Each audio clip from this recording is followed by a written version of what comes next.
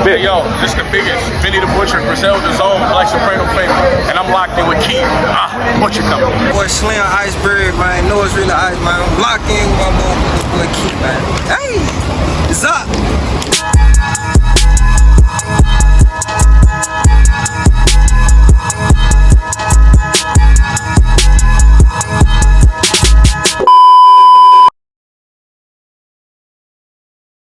Yo, what it do, man? It's your boy, Keith Deshawn.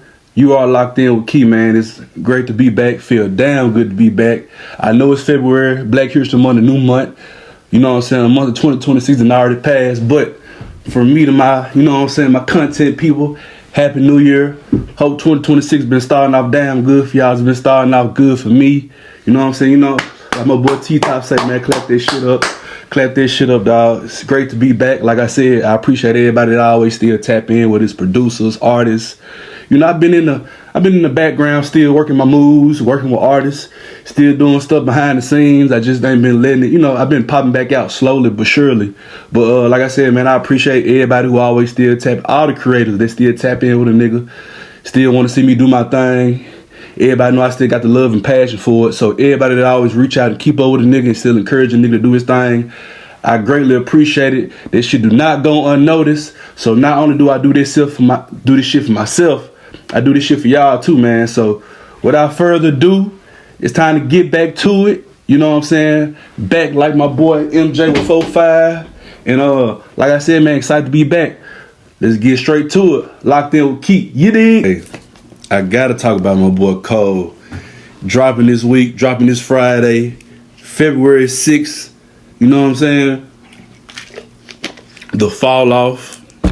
His long anticipated album that we've been waiting on. You know, I know everybody, you know, recency bias. I know folks ain't fucking with Cole how they used to before the apology, for the dropout of the Kendrick and Drake shit. I get it. But we still talking about, we want to hear some damn good rapping. If you just a fan of the hip hop, you know, I know the beef and the battling that's a part of it, but you know, I still appreciate great music and great artists, man. I still think Cole is one of the top ones in the game. Even though some of y'all disagree, I understand. But on January 14th, right, he dropped the trailer that he was announcing the album that was dropping on the 6th, which is this Friday, February 6th. But he dropped it January 15th, the trailer. So they got everybody excited. Then he ended up, the same day, he dropped Disc 2, Track 2, which implied that he probably dropping a double disc album, which is really hard. I really want to hear that, but as much hype that was surrounding this album, because he been recording this album for years. This supposed to be his precious one. Like, you know how everybody some people like to shit on J. Cole albums and his discography. When it comes to the hot albums, they're not as great as whoever, Kendrick's or the Hoes, even the Drakes and all that. Like, Drake got his one that people consider, oh yeah, that's the one. In some people's case, Drake got two, but some people don't consider Cole to have one of those ones. You know what I'm saying? Kendrick got To Pimp a Butterfly, the Good Kid, Mad City, and all. You know what I'm saying? It's like, but they feel like Cole just ain't got his baby.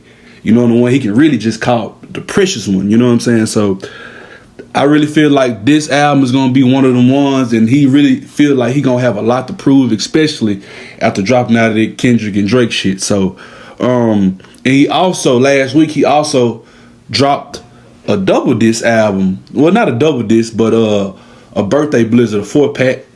You know what I'm saying? Rapping over classic hip hop beats with DJ Clue hosting it. Pretty much, you know what I'm saying? Rapping his ass off, getting folks ready for the album, but also addressing the Drake and Kendrick shit.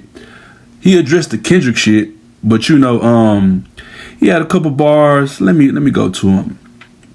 But I feel like he had a couple bars about that, but I also feel like he had a couple bars about, you know, the people always just having something to say, people having their opinion on it. So I think Bronx Zoo was the first freestyle. So somewhere along the way, I hate to say we lost shame.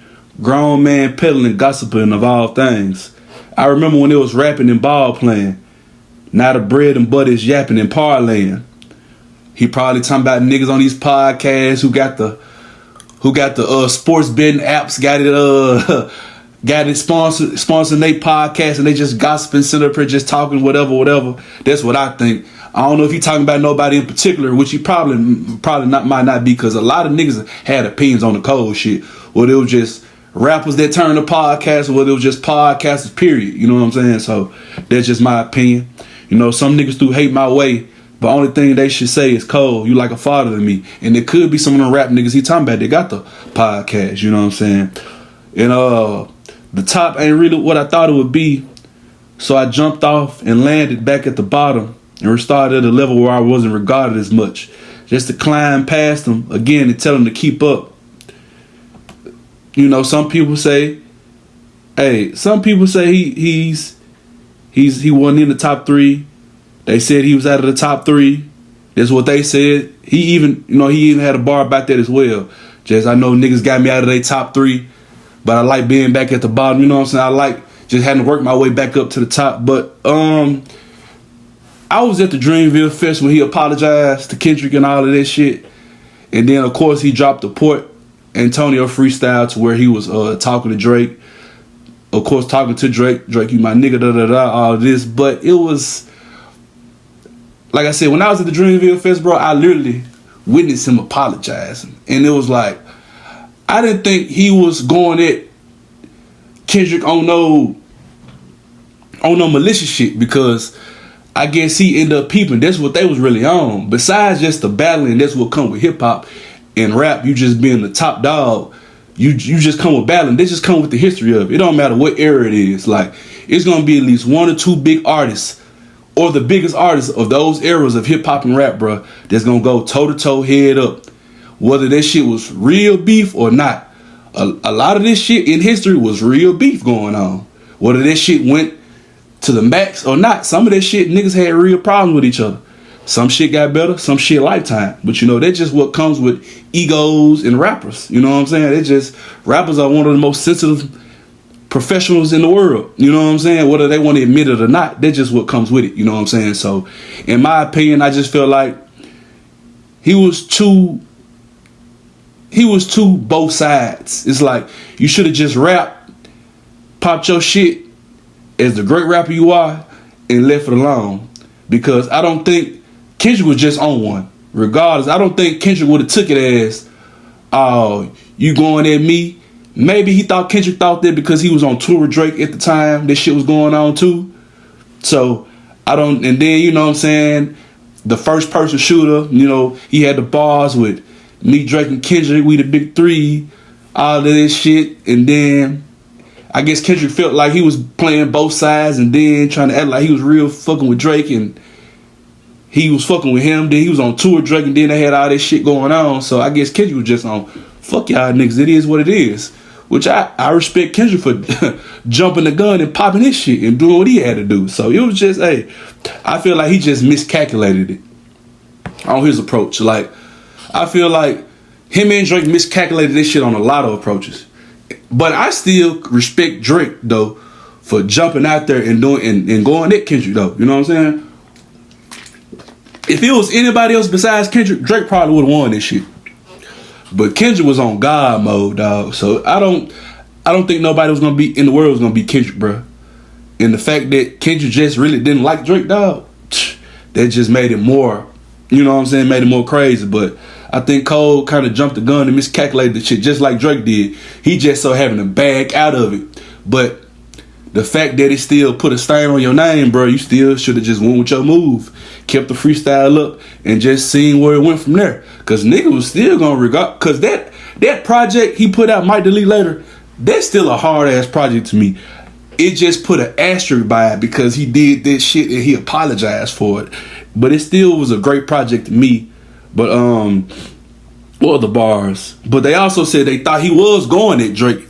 Even though he said Drake his niggas on the Port Antonio freestyle. They said he was going at Drake on the Golden Goose freestyle on the Birthday Blizzard. A lot of rappers make dough, then be prone to lose it for crumbs. Dumb niggas they sold to Lucian. Universal distribution, but I own the music. If the streams say you winning, why your tours is losing? You know, Drake and Lucian relationship is very public. How he was Lucian's biggest dog, and now how Lucian was trying to conspire against him when it came to the Kendrick beef. Then Drake had to cancel a couple of his tours, so that's why some people think he probably going at Drake also. But, you know, I don't know. You know what I'm saying? When the math ain't mathing, of course you're juicing. That means the bots is boosting. I stay in my lane despite every bit of dirt thrown my way. There'll never be a stain on my name. It's why I walk around dull as if nothing changed. I disagree with that, Cole. I really disagree with that. I disagree with that. It is a stain on your name, bro. Whether you want to admit it or not, bro, like every rapper has had something when it compared, you know what I'm saying? Ain't no rapper perfect, bro, but some rappers are regarded more than most, like a Pac, like a Hove, like a Kendrick. You know what I'm saying? But they ain't perfect either, but they still hold them to a high regard, because even in the heat of the battle, man, niggas stand tall. You know what I'm saying? And whether they take a couple hits, take a couple punches, niggas still win shit. So it's kind of like, god damn, Cole. It's still gonna be a stain on your name, bro. It's still gonna be a stain on your name.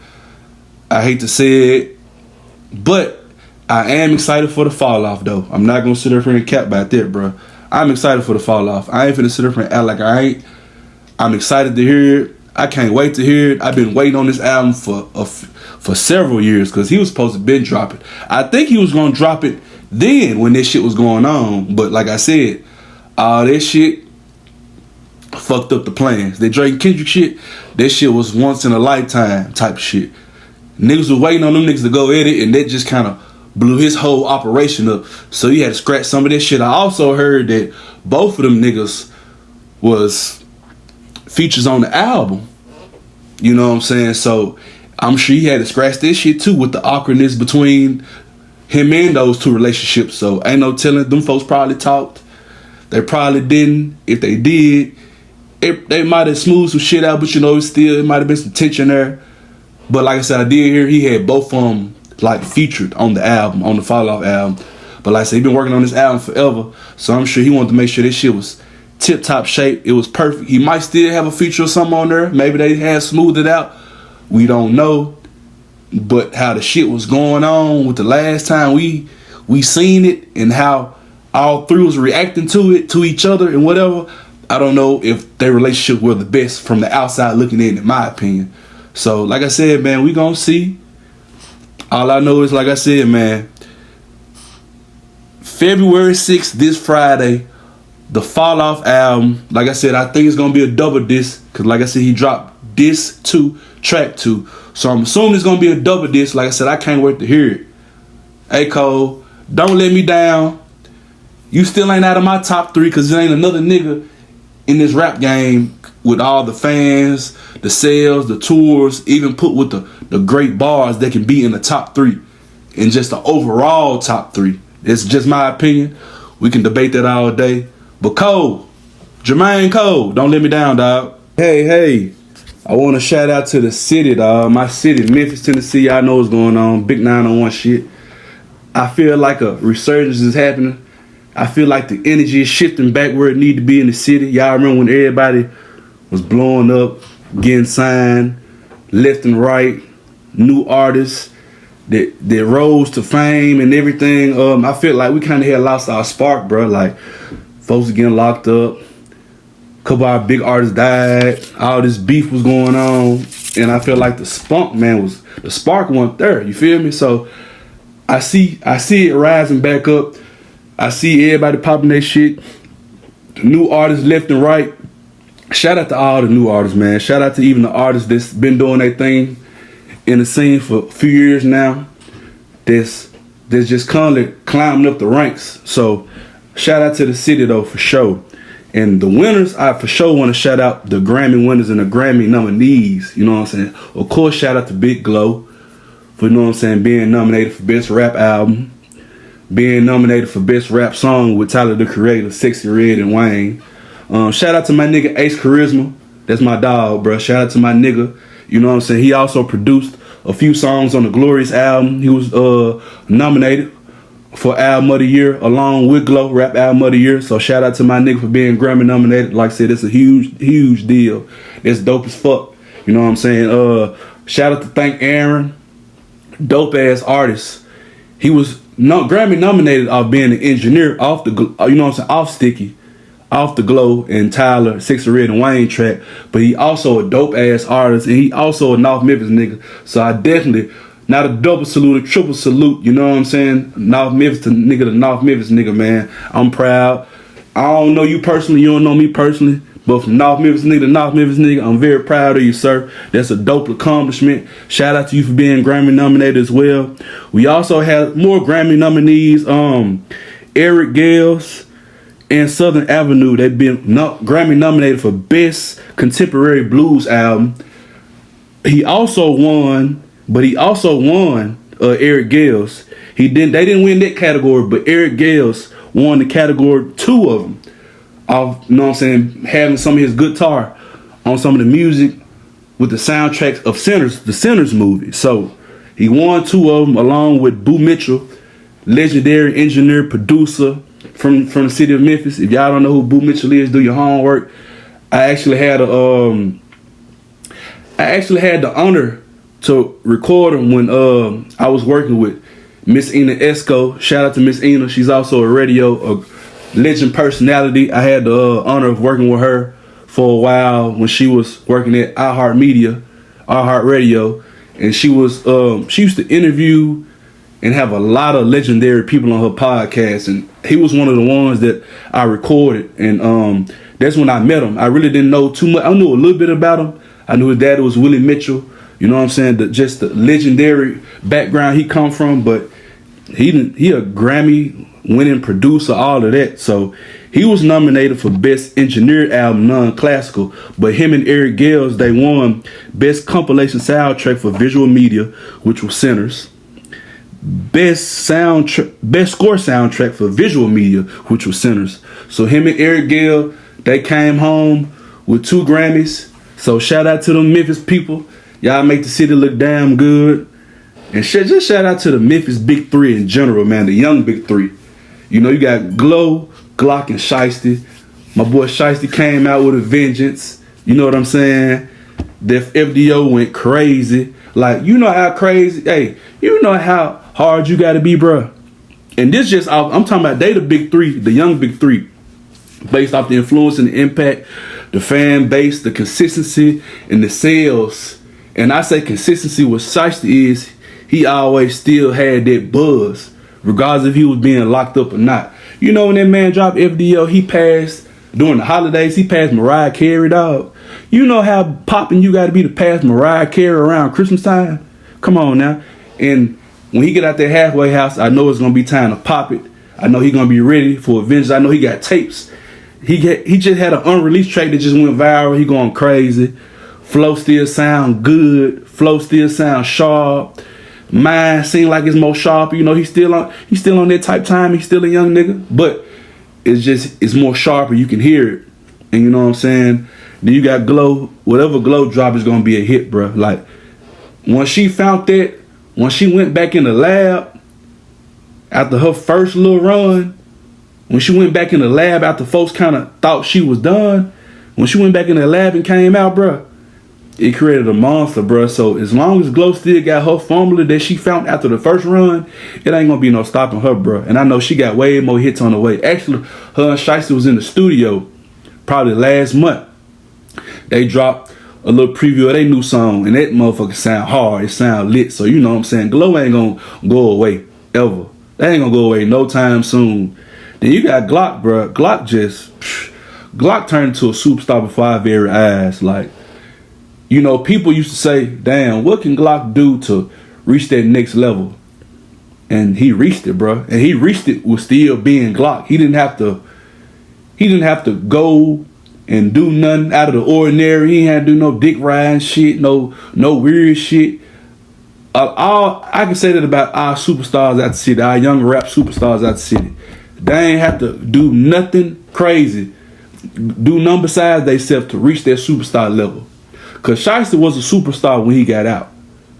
He was a superstar before he went in, actually, because if you think about it, I know nowadays it don't seem like a lot, but when you drop your debut project coming out of Memphis as a rapper, and you sell down there 70,000 your first week, which was Shiesty season, I knew then he was gonna be a superstar because nobody ever sold that much coming out of Memphis. Them just being, you know what I'm saying? Them just being a rap artist. Like, that don't happen. Shit ain't happened like that since 3-6 and Project Pat. And even then, I don't even think that was their first project. Like, this was Shiesty's first project, bro. He wasn't, you know what I'm saying, as no big superstar, but he came in the game. Like, it was a point of time, niggas ain't want to be Young Boy. Niggas ain't want to be Lil Baby. Niggas ain't want to be Dirt. Niggas want to be like Shiesty. Whether it's good or bad, whatever, however y'all want to call it. That's just how I know it. That nigga had to reach. And he had that momentum before he got out of jail. And it's dope to see that he still got that momentum. Because when he got out, dropped that FDO, dog, that shit got all the way off. So I'm praying that Shiesty have a great 2026. And I see, like I said, my boy Glock, he got it on. He got this shit on. He got this shit on, man. He got this shit on lock. He gonna keep getting consistent. He gonna keep getting better. Like when Dolph, you know, his untimely demise, but they built a monster in Glock, bro. Like, they put him on a whole nother level. They put a battery in his back. And he had to do that. In order for Paper Route to still be at that level, I feel like he had to do that. He had to do that. If he didn't do that, Paper Route wouldn't have still been at the level it's at now. So I feel like Glock, even though I like all the other artists that signed to him, and that even if they ain't signed to him, they rep him. Even if, you know what I'm saying, but Glock still was going to have to put on the Superman cape and do what the fuck he had to do, or it wasn't going to go as far. And also, hey, I cannot do a shout out without my boy Hit Kid. He got his first #1 album too. First number one album with A$AP Rocky. That was charted last week. A$AP Rocky came out with the album a few weeks ago, but last week it was just official that his album went #1 the week it was released. So shout out to my nigga Hit Kid, another dope ass Memphis producer. My nigga was in class with him at them Central High days. He was making beats in class. Same nigga, same work ethic. So always proud of my nigga. And hey, nigga, don't forget who taught you how to play spades, nigga. I always remember that. You dig what I'm saying? But shout out to my motherfucking nigga Hit Kid on his first #1 album. Like I said, as many big artists he produced for, I was surprised to hear that. But nonetheless, congrats, my nigga. Shout out to you. Also, artist spotlight. Also, man, shout out to my nigga Machi. Still here, still standing. And this artist spotlight, a couple artists that just dropped. You know what I'm saying? Still here, still standing. His new project out. Dropped it a few weeks ago. That shit a banger. She got plenty of shit on it. I was honored to be in my boy's studio session the other night. He you know what I'm saying? He was recording, you know what I'm saying, getting his little B-roll, getting his footage in with the cameraman. You know what I'm saying? As far as just rolling out the project. But he also recorded new songs. It's rare that you hear a nigga, he drop a hard ass project, go in there and record hard ass songs that he ain't never recorded before. Go in there, record hard ass songs. Then after that, play some unreleased hard ass shit. He sent me a couple junks yesterday. And the shit that he played in the studio, he sent it to me. I was like, bro, you gotta send me that shit. Like, that shit's super hard. Like, bro, one of my favorite artists. So, of course, y'all gotta check out my dog, bro. Y'all gotta check out my dog. My brother, New Glowski. Where's New Glow? One of the hardest projects in the city right now. He one of my favorite rappers. Like I said, if y'all ain't tapped into both of them niggas, y'all gotta get tapped in. New Glowski, man. NUGLOSKI, man. Type this shit up, all streaming platforms. Where's New Glow? That shit hard too. One of your favorite trapper rappers, man. You gotta tune in. If that's your bag, you talking about getting money, how Memphis going, how the Memphis scene going, tap into my nigga, bro. He gonna get you right. He one of the hardest doing this shit. I vouch for him. Overly vouch for my nigga, dog. Overly vouch for my nigga, bro. Overly vouch for my nigga. But like I said, the Memphis music scene is rising back up. Not just rappers, but R&B. I see it's a couple soul people that I didn't tapped into. But you know, when it comes to this hip hop though, the blues, the rap, and all of that, like Memphis started all it. Like we were the forefront for this shit, dog. But when it just comes to the hip hop and rap, for sure, shout out to everybody, bro. Shout out to Valero, Zoe Trap a Lot, Schoolie, Stunner, Woo, Set. I'm talking about even the R&B niggas in the R&B wave, Fresco Trey. We got folks, we get back to the rappers. We got Matt Critter, Tavis trending. He a different type of artist though. He ain't just no rapper or no shit like that. He in the Uzi type of lane. You feel me? I don't even know how to describe some shit. Some niggas I don't even know how to describe because they so hard. Niggas like Clay. You know what I'm saying? It'd be hard to put them niggas in certain categories because them niggas got just a style of their own. You know what I'm saying? We got, man, Chamberlain, T-Top, Action Pack, Yodi. Hey, Yodi dropping something too, bro. That's one of my favorite artists. He Castell nigga, paper route, big paper route. He ain't signed a paper route, but that's his brand. That's what he put on for.